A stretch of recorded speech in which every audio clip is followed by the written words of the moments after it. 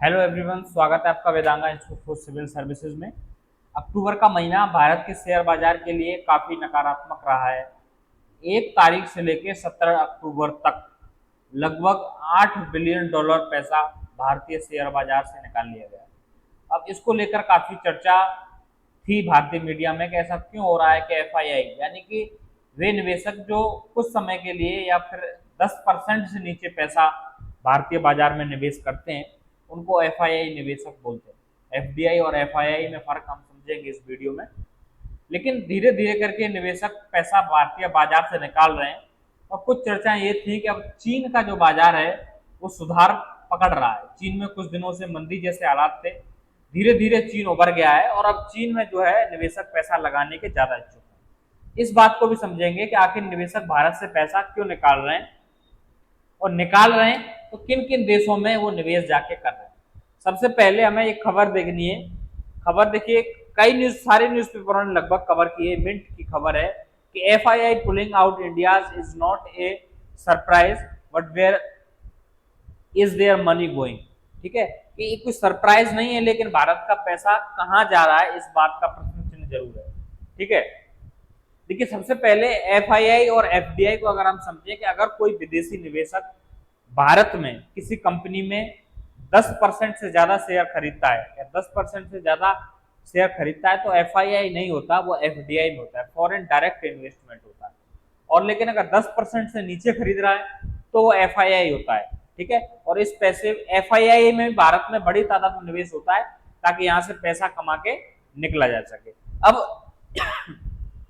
बड़े दिनों से भारतीय शेयर बाजार में पैसा अच्छा खासा लग रहा था और भारतीय शेयर बाजार आपको पता है कि एक ऊंचाई पर था, एक मैक्सिमम लेवल पर लगभग आप कह सकते हैं था, क्योंकि चीन में भी मंदी का जैसा था, अमेरिका में बीच में हालात थोड़े से खराब रहे, तो उसकी वजह से भारतीय शेयर बाजार में बड़ी तादाद में जो है वो पैसा लगा।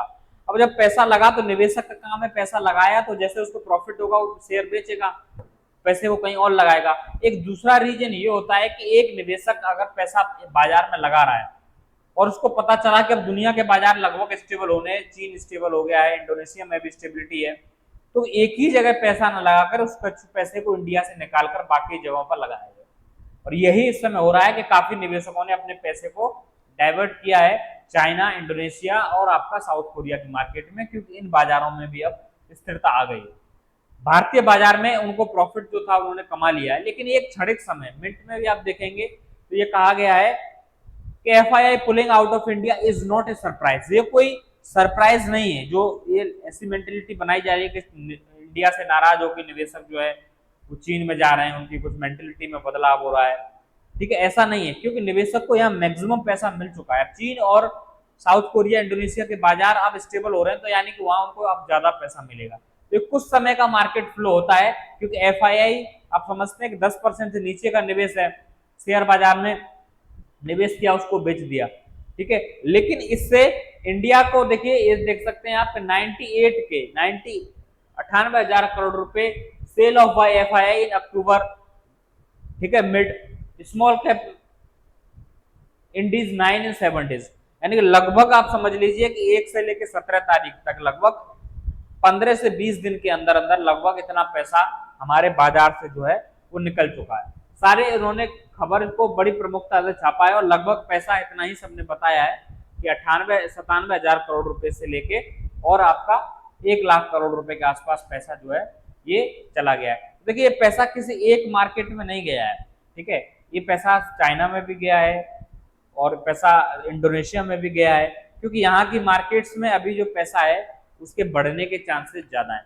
और ऐसा होता रहता है इंडिया में, ऐसा पहली बार नहीं हुआ है कि निवेशक अचानक से पैसा निकाल रहे हो, ऐसा होता रहता है। लेकिन जैसे ही इंडिया का ये मार्केट अप डाउन जाएगा, हो सकता है कि पैसा तेजी से इंडिया में फिर इनफ्लो जो होना शुरू हो जाए, क्योंकि फिर प्रॉफिट की जो संभावना है लोगों को वो बढ़ने लग जाएंगी कि शेयर्स के दाम जो है गिर जाएंगे, शेयर नीचे होंगे तो फिर उनको खरीदना लोग शुरू कर देंगे। ठीक है, लेकिन जो पैसा गया है हमारे यहाँ से लगभग $8 बिलियन, ये जो पैसा है ये विदेशी कंपनियों का पैसा है। विदेशी कंपनियां यहाँ से इस पैसे को जो है वो लेकर गई हैं, लेकिन इतना पैसा जो गया है उतना ही पैसा लगभग भारतीय शेयर बाजार में जो है वो भारत की कंपनियों ने डाला है। ठीक है, भारत की कंपनियों ने डाला, यानी कि स्वदेशी जो निवेशक हैं उन्होंने इसकी भरपाई को पूरा किया है। लेकिन इस भरपाई से के शेयर बाजार को लॉस नहीं होगा, निवेशकों को बिल्कुल लॉस होगा, खासकर उन जो निवेशकों को जो इंडिविजुअल शेयर मार्केटिंग का काम करते हैं। आपने देखा होगा कि हमारे यहाँ बहुत बड़ी यूथ एक ट्रेडिंग का काम करती रहती है, बहुत सारे प्लेटफॉर्म्स ट्रेडिंग सिखाते हैं। ट्रेडिंग का मतलब वही है कि आप शेयर मार्केट में पैसे को लगाना और उसके निवेश के तरीकों को सीख रहे हैं एक तरीके से। तो खासकर जो लोग इंडिविजुअल हैं, जैसे हम लोग हैं, हमारा काम है कि हम लोग वीडियो बना रहे हैं यूट्यूब पर या हमारा कोचिंग इंस्टीट्यूट पढ़ा रहा है, तो हम लोग शेयर बाजार में जाके निवेश करें। तो हम लोग, हमारे पास कोई शेयर बाजार में हमारा कोई शेयर नहीं है, हमारी कोई कंपनी नहीं है लिस्टेड, लेकिन हम फिर भी शेयर बाजार में शेयर खरीद के ट्रेडिंग कर रहे हैं पैसा कमाने के लिए, जल्दी पैसा कमाने के लिए।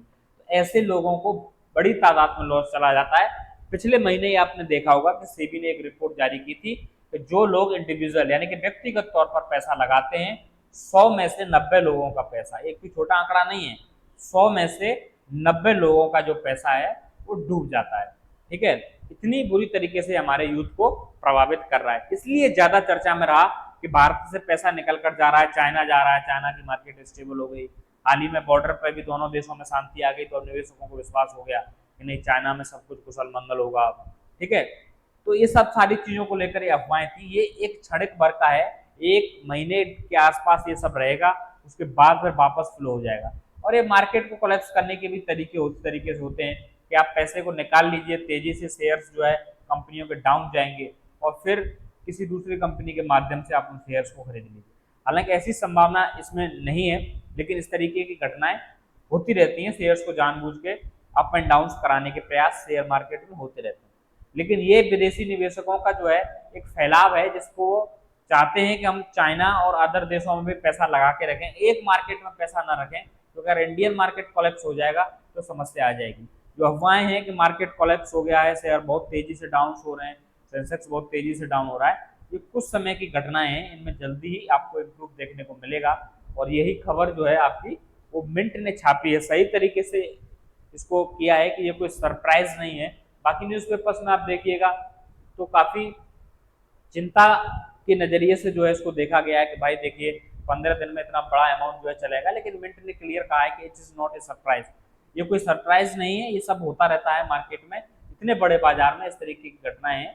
तो इसलिए लॉन्ग टर्म जो निवेश है, जिसको हम एफडीआई बोल रहे हैं, वो इंडिया का स्टेबल है, उसमें इंडिया अच्छा परफॉर्मेंस कर रहा है और अच्छा खासा निवेश भारत के अंदर हो रहा है, अच्छा खासा फॉरेन रिजर्व भारत के पास है। तो इसलिए घबराने की कोई जरूरत नहीं है। ये एफआईआई है जो कि क्षणिक समय के लिए निवेश किया जाता है और अब स्टेबिलिटी के कारण ये दूसरी मार्केटों में फैलाव ले रहा है, इसलिए ये घटना जो है वो रिकॉर्ड की गई।